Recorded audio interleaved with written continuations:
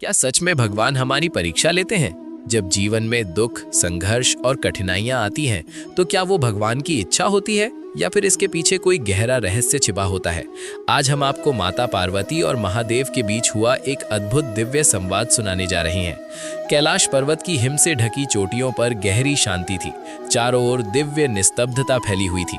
उसी समय माता पार्वती ने गंभीर स्वर में महादेव से पूछा, प्रभु, जब मनुष्य कठिन समय से गुजरता है तो वो अक्सर कहता है कि भगवान मेरी परीक्षा ले रहे हैं।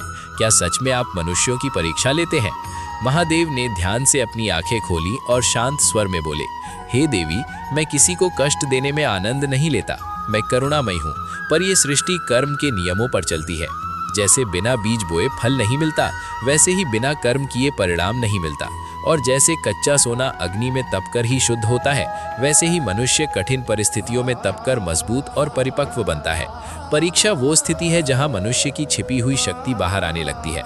महाभारत इसका सबसे बड़ा उदाहरण है। धर्मराज युधिष्ठिर सत्यप्रिय थे, भीम अतुल बलशाली थे और अर्जुन महान धनुर्धर थे। फिर भी उन्हें वनवास मिला, अपमान सहना पड़ा और उनका राज्य छिन गया। लेकिन ये दंड नहीं था।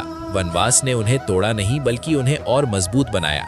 माता पार्वती ने फिर पूछा, प्रभु, आपके भक्त भी कष्ट क्यों सहते हैं?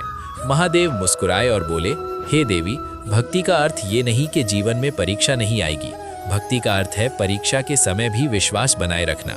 जीवन में 3 प्रकार की परीक्षाएं आती हैं। पहली, मन की परीक्षा, जब भय, क्रोध और मोह मन को विचलित करते हैं। दूसरी, कर्म की परीक्षा, जब सही और आसान मार्ग में से चुनाव करना होता है। और तीसरी, विश्वास की परीक्षा, जब परिणाम तुरंत दिखाई नहीं देता। माता पार्वती ने पूछा, प्रभु, मनुष्य कैसे समझे कि ये परीक्षा है या दंड?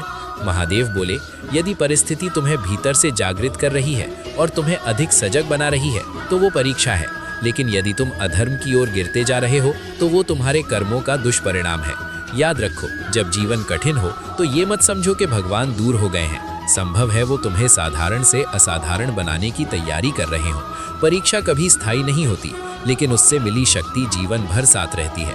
अगर आपको ये दिव्य कथा पसंद आई हो तो वीडियो को लाइक करें, चैनल जय मां कालिका को सब्सक्राइब करें और कमेंट में जरूर लिखें, हर हर महादेव, जय मां कालिका।